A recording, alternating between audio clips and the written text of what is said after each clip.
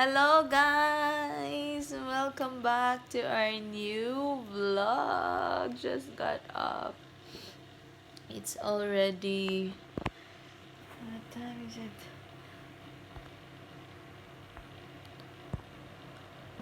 It's already 8 guys. Almost 9 na. And... Ano... Kanina pa ako gising guys. Kasi nga nag-ready ako ng breakfast and baon ni Sebastian, and I tried to sleep again kasi sobrang aga kong nagising, but I can't sleep anymore. I don't know why. So, kanina pa ako gising mga 5. Ngayon lang ako bumangon. Tamad masyado, di pa nga ako nagbe-breakfast, guys. So, yeah. Today for our vlog, we will just have a chit-chat about my experience here in Germany, guys, because it's really sad and hard. Sad because it's almost Christmas na, guys, and namimiss ko na yung Philippines super. Kasi sa Pilipinas, pag September talaga, ang dami mo nang maririnig ng mga Christmas songs, mga ganyan. Dito talaga, guys, wala man lang akong naririnig, guys. Wala man lang akong nakikitang kahit yung mga Christmas trees, Christmas balls sa stores, Christmas decoration. Ewan ko lang. Siguro hindi ko pa lang nakikita. Yung may ibang store siguro na may dinidisplay na. Nakakamiss lang yung family ko sa Philippines. Nalulungkot ako. Ang hirap, guys. Siguro dahil din sa hormones ko na pregnant ako. Bigla-bigla na lang ako nalulungkot, guys. Nag-replay ako ng Christmas songs. Bigla na lang ako parang nagbe-breakdown. Kasi nga, almost every day, ako lang din mag-isa dito sa bahay. Walang makausap, wala man lang. Yun. Parang nakakalungkot na nafe-feel mo na yung Christmas season, pero malungkot siya na malungkot na version ng Christmas. So, hindi naman siya na malungkot totally, in worst case talaga, kasi nga kasama ko naman yung husband ko, and soon darating na din si baby on Christmas. Still excited, pero may part pa rin ng ng heart ko, ng mind ko na miss ko rin yung Philippines. Of course, this is my first time spending Christmas in other country, other culture. Iba yung way nila ng pag-celebrate ng Christmas. Sabi ni Sebastian, Christmas talaga, mga na yun December na talaga magsisimula yung mga songs and everything. Ibang-iba sa Philippines, guys. And also yung food talagang naghahanap ako ng mga Filipino food na yung talagang handaan sa Christmas talaga, guys. Yung nakikita mo talaga sa mesa sa Christmas, kaso hindi siya available dito.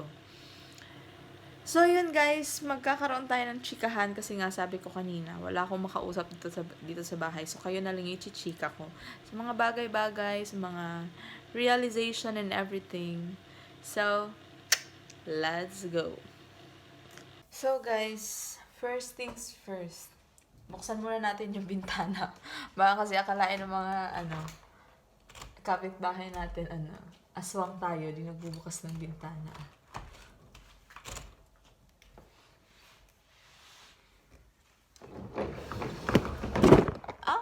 Para pumasok naman yung guys. Yung sunlight.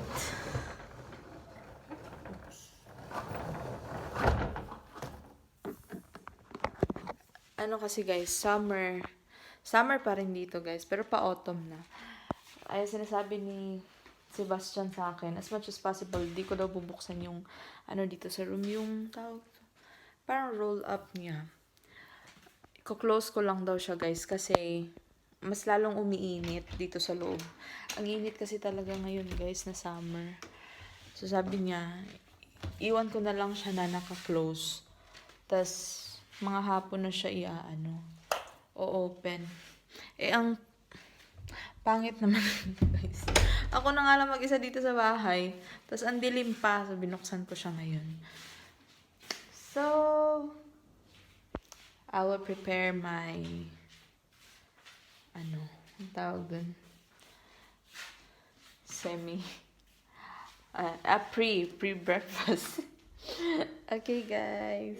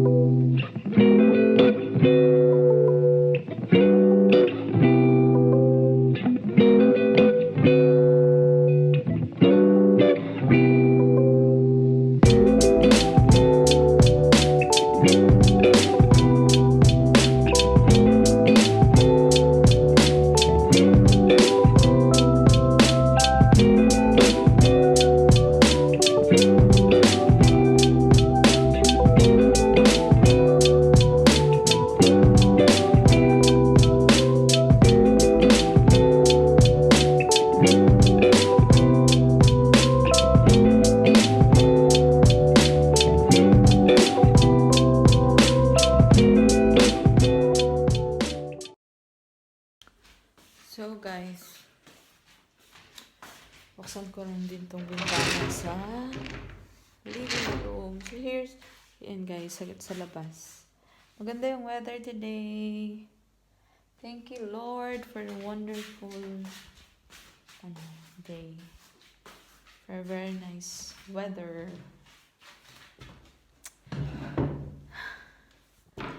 Kasi ang pangit ng ano ko. Ang buhok ko. Ang tsaka-tsaka ng buhok ko. Guys.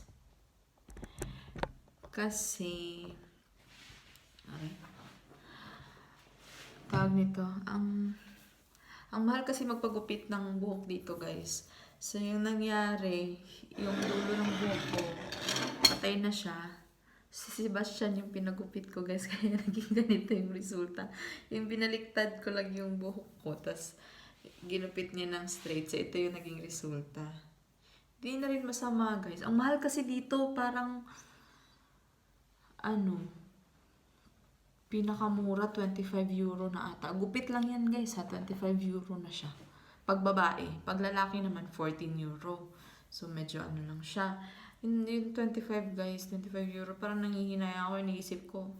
Papahabain ko na lang siya. Sa Philippines na lang ako magpapagupit pag makauwi kami. Kasi yung 25 euro, magkano na rin yun. So, tiis-tiis muna tayo sa gantong buhok, guys. Muna tayo. Do it yourself muna tayo sa paggugupit. So, pinakuha ko lang naman yung dulo kasi nga patay na siya. So, here's my breakfast for pre-breakfast pa, guys. So here, may pandesal ako dito, guys. Yung isa nilagyan ko ng Nutella. And then yung isa, ubi makapuno jam. And then I have, pasaway muna tayo ng very very light, guys. Coffee, onting coffee lang talaga, guys. Parang lang, pinch lang talaga siya ng coffee. Tapos nilagyan ko ng nido na milk. Kasi naghahanap talaga yung katawan ko ng kape. Onti lang naman, guys. Hindi naman din ako everyday nagkakape. Parang once in a blue moon. Pag talagang hinahanap na ng sikmura ako. So, this is my pre-breakfast. So, as I said earlier, chika minute tayo for today's vlog.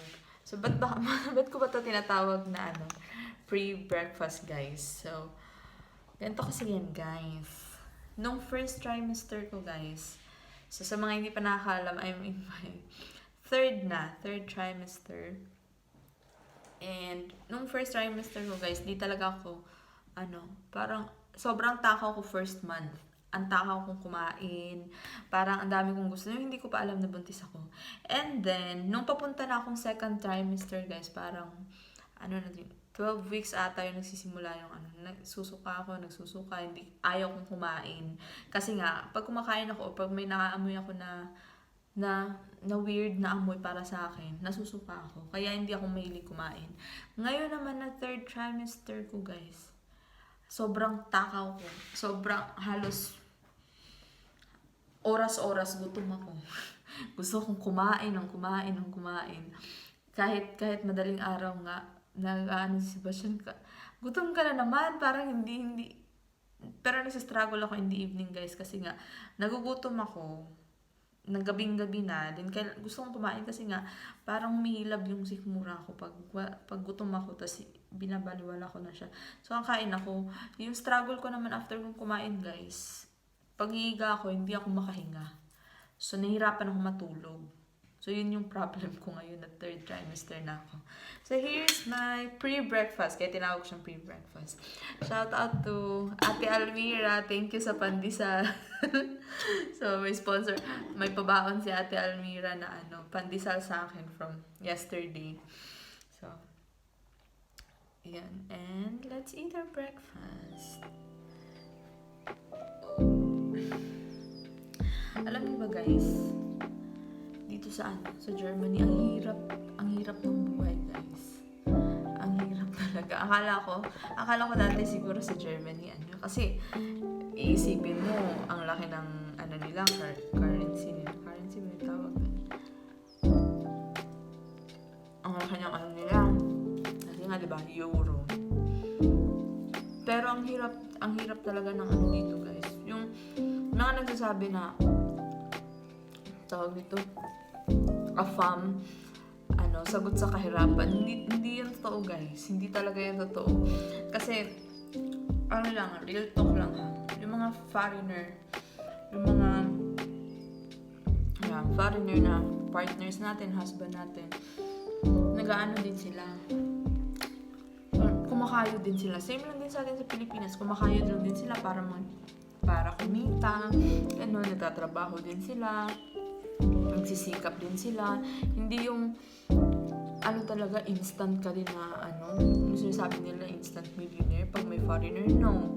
Na-experience ko talaga yan guys. Kaya pag nakikita ko nga si Sebastian na pumuwi, pagod na talaga ako sa kanya, naaawa ako sa kanya. Na yun bang ang helpless ko na yung pakiramdam ko na wala akong magawa para matulungan siya, ganun. Tapos, ko rin siya sa mga nakikilala ko dito sa Germany na Filipino, guys. Kahit foreigner yung partner mo, kailangan mo pa rin mag-work. Yung magtulungan pa rin kayo. Same lang talaga sa Philippines, guys. Iba lang sila kasi foreigner sila. Pero yung way ng pamumuhay, guys, pareho lang din sila. Pareho lang din. Kasi, dito ang hirap talagang kitain ng pera. Dati, iniisip natin pag abroad, ang bilis ng pera, ang laki ng pera nila doon, papadala din sa Pero, ang hirap kitain ng pera dito, guys. Dito sa ibang bansa, dito sa Germany, ang gagandang bansa. Pero in general talaga, mahirap. So, ay sabi ko talaga, gusto ko naghahanap din ako sa online, mga online jobs and stuff like that. Kaso most of the, yung mga trabaho na ino-offer, Philippine-based sila. So, mahirap naman mag-adjust sa time kasi nga iba yung time dito. Okay lang sana mag-online. Kasi may laptop naman ako, online job, ganun lang, para lang at least may ambag man lang. Hindi naman ako pressure ni Sebastian, nahayaan niya lang talaga ako. Hindi naman niya ako kailangan magtrabaho ka, ganyan. Tapos ang hirap din maghanap ng trabaho dito guys, kasi nga kailangan matapos mo yung Deutsch course. Kaya yung mother-in-law ko guys, niya lang ako na maghanap ng parang school ba, makakapag-enroll ako ng Deutsch course. Kasi gusto din nilang makipag-usap sa akin. Kasi nahihirapan lang din sila makipag-usap. Kasi nga hindi nila ako maintindihan. Hindi ko rin sila maintindihan. So, parang ini-encourage niya ako na maghanap kami ng school na makakapag-aral ako ng Deutsch course doon. Deutsch course naman ako sa Philippines, A1 lang yun. So, kailangan ko mag-proceed for my residency din. So, may residency na ako, temporary lang siya kasi nga A1 lang yung ko. Sabi naman ng nanay ni Sebastian na kahit siya na yung magbabayad, siya na yung gagastos. Kaso nahihiya din kami kasi nga, gaya na sabi ko guys, ang mahal ng Deutsch course, magpapa-enroll ka nasa €400 or something like that. So, sabi naman nila makukuha makukuha mo yung half pag natapos mo, pag napasa mo yung hanggang beats ba yata yun. Pero nakakahiya din kasi nga, ang hirap kitain talaga ng pera dito. Kahit na nag-offer na siya yung magagasto, siya yung magbabayad, basta lang makapag-aral ako. Kasi nga, wino-worry din niya na andito lang daw ako palagi sa bahay, wala akong makausap. Which is, kung mag-i-enroll daw ako sa school, kasi sabi ko sa kanya, kaya ko naman mag-self-study. Sabi naman niya, kung mag-i-enroll ako sa school, may mamimit akong friends. Diba? Hindi ako parang, natatakot siya na ma-depress daw ako dito sa bahay. Ako lang mag-isa. So, sabi ko sa kanya, kaya ko naman mag-self-study as much as possible. Ayaw namin na gumagastos masyado. Gumagastos yung parents, yung pamilya. Yung mama niya specifically, sa amin. Though thankful kami dun, pero nakakahiya din. And iniisip ko rin, baka ma-pressure din ako pag exam na, tas na-pressure ako, dapat ipasa ko to. Kasi gastos to ng So, yun din. Ang mahal kasi niya, then ang hirap kitain ng pera. Tapos, alam namin na nag-offer yung mama niya na hindi naman napipilitan. Baka kami na lang yung nahihiya sa part namin. So, yun guys. Ngayon, pag bored lang ako, pag di ako tinatamad, nag-aaral ako ng self-study. Ganun, ng Deutsch. Para at least, pag makapanganak na ako, at least, makakapag-start na ako maghanap ng work. Para hindi na lang ako paragi dito sa Pero hindi naman immediately kasi agad-agad paglabas ni baby, trabaho na ako. Siyempre, alaga muna tayo pag malaki na siya. And para hindi rin mahirap makipag-communicate sa doctors and stuff like that. Kasi nga, paglabas ni baby, madalas na kami sa doctor for check-up and everything. Hindi naman pwede na palaging absent si Sebastian para samahan kami. So, kailangan ko rin makipag-communicate ako lang mismo. Kami lang ng baby. Kahit wala siya, kaya namin makipag-ano sa doctor. So, yun. Ang hirap ng buhay dito, guys. So, sa mga may partner dyan na foreigner, kung iniisip niyo na magiging ginawa yung buhay niyo. Depende lang siguro sa status ng husband niyo, sa partner niyo. But hindi lahat. No, so, wag po kayo mag-expect na dahil may foreigner yan siya, ganyan, mayaman yan siya, ganito, ganyan. Hindi po lahat. Siguro yung iba, nakakaluwag-luwag, pero hindi siya applicable sa lahat ng foreigner. Especially yung mga mga bata-bata pang foreigner. No? Kayod ng kayod. Kahit kalabaw din yan sila. Kahit may sakit. Si Sebastian nga, kahit may sakit. Kagagaling lang ng infection niya, nung operation niya sa paa. Pero ngayon, trabaho na ulit siya. Back to work na! Kasi, kailangan kumayod. So, yan. Pilipino tayo, guys.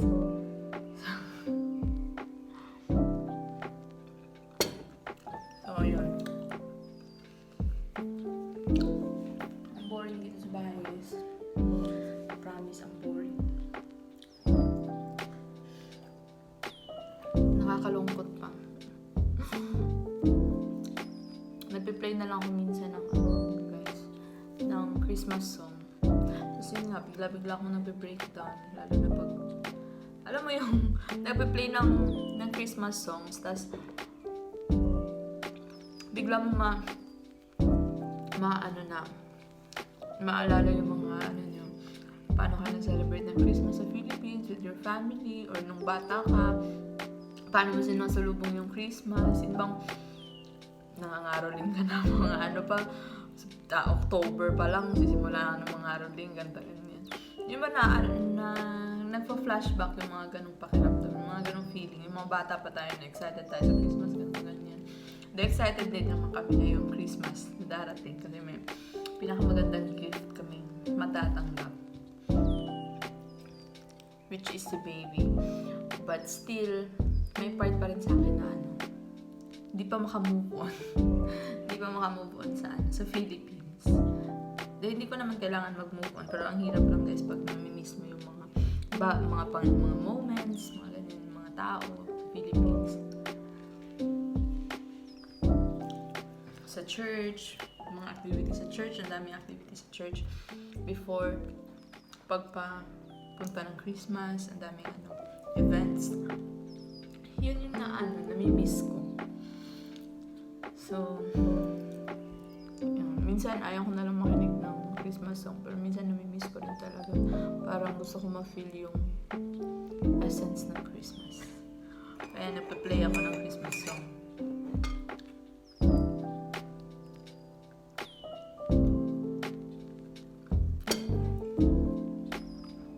Pakita ko lang sa inyo guys. Yan guys, stroller. Ano lang siya. Second hand na yan siya guys, pero good quality pa talaga siya. Ang ganda-ganda pa ng quality niya. Nahanap namin siya sa... Kasi nag-join ako ng group sa ibang parang Filipino market ng Germany. Sa Facebook. And nakita namin to siya guys. Ginap na talaga namin.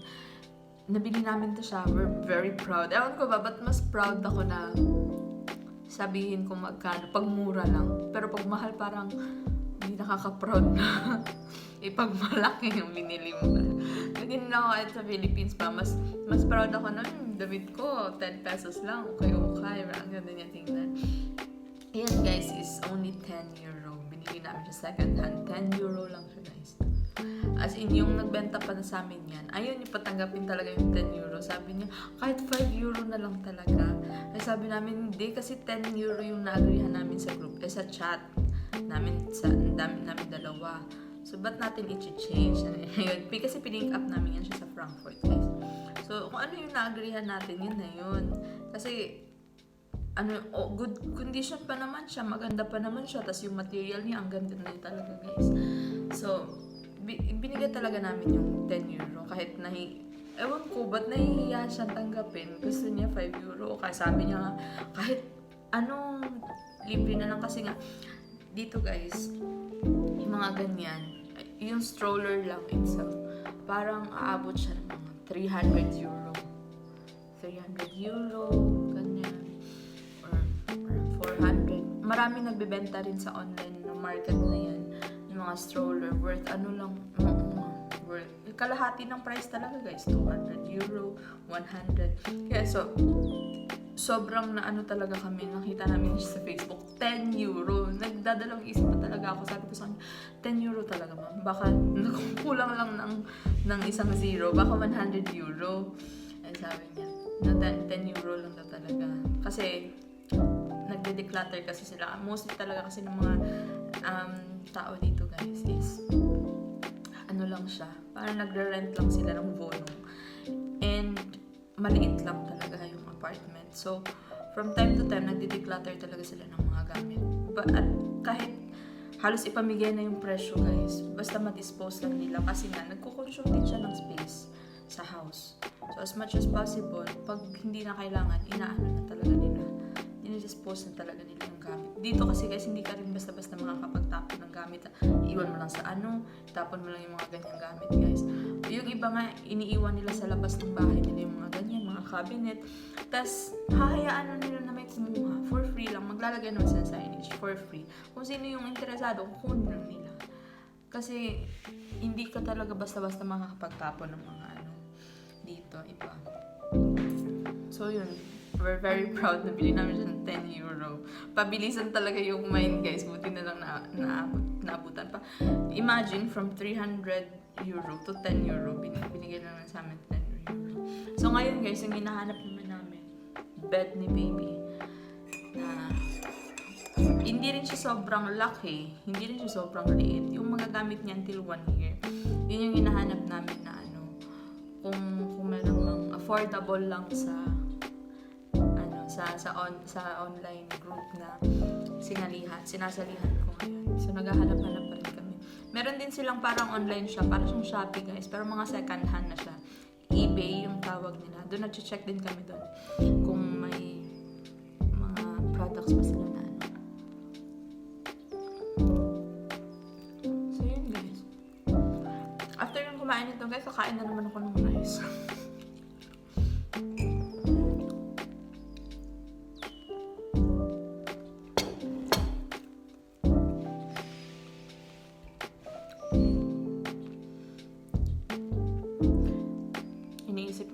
paano kami magsa-celebrate ng Christmas. Then na-realize namin ni Sebastian, guys, yung Christmas pala celebration namin, wala pala kami sa bahay. Nasa hospital pala kami kasi nga, yung schedule ko is 23.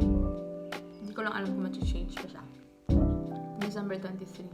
And most of the time daw dito, guys, I'm not sure kung sa lahat ba ng hospital, pag CS daw kasi, at least 5 days magsistay sa hospital. So, na lang nating 23, 24, 25, 26, 27, 28. So, napaglipasan na kami ng Pasko, guys. Nasa hospital pa rin kami. So, yun. So, bakit mas magandang guys? Share ko lang din. Bakit mas magandang mga anak dito sa sa Germany? Guys, kasi ilang beses ko na talaga sinasabihin si Sebastian na gusto kong umuwi ng Philippines kasi nga homesick talaga ako. Hindi ko rin naman siya matatawag na may culture, tawag doon sa ganyan. Pa rin ako kasi unti-unti na ako nakaka-adjust. First sa weather, nakaka-adjust na ako. Sa food nila, nakaka-adjust din ako pa unti-unti. Sa language, may ilan na naiintindihan na ako. Yung ibang, din nila, yung sa mga celebration nila, the way sila mag-celebrate, ko na rin siya. Nagigets ko na rin siya. Homesick lang talaga ako, guys. Kasi nga, sabi ko kanina, palagi lang ako mag-isa dito sa bahay, especially pag may work siya. Sabi ko, Sebastian, gusto kong umuwi ng Philippines. Kahit doon na lang ako mga anak. Pero, yung mga friends ko din dito, may mga friends na ako, guys.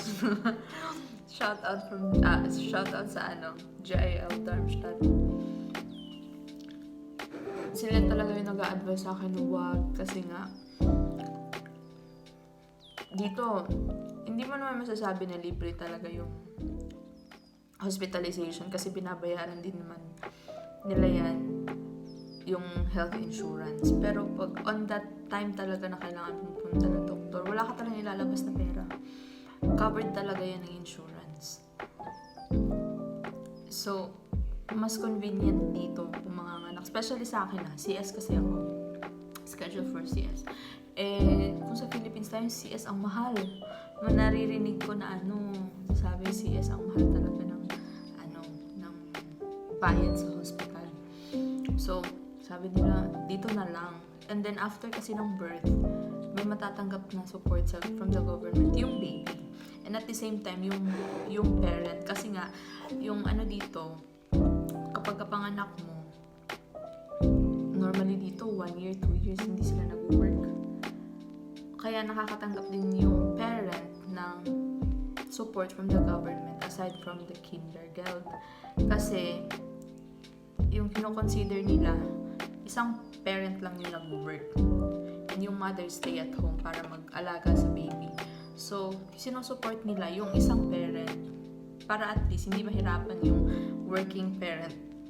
Like yung father na mag-support sa lahat ng needs. At least, may natatanggap din sila from the government. May matatanggap din kami from the government. And kung dyan ako mga anak, guys, hindi siya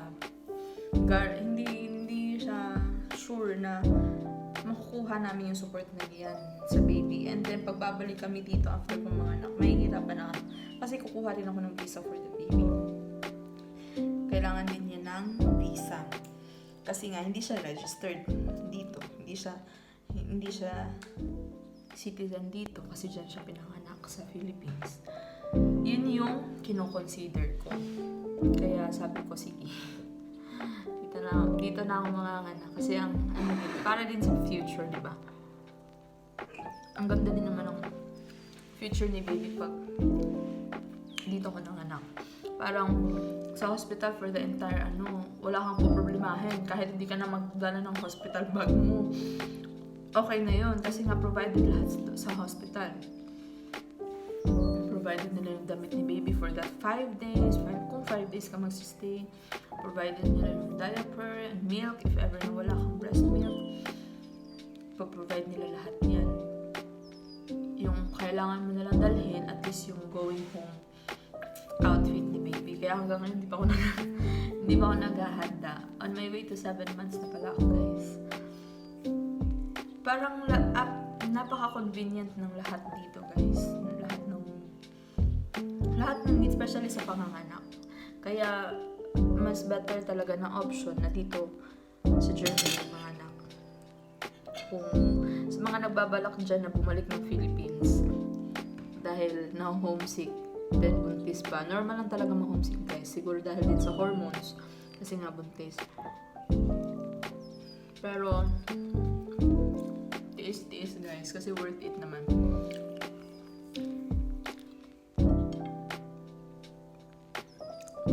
So, yun, guys. Kaya, stay na lang po kayo dito.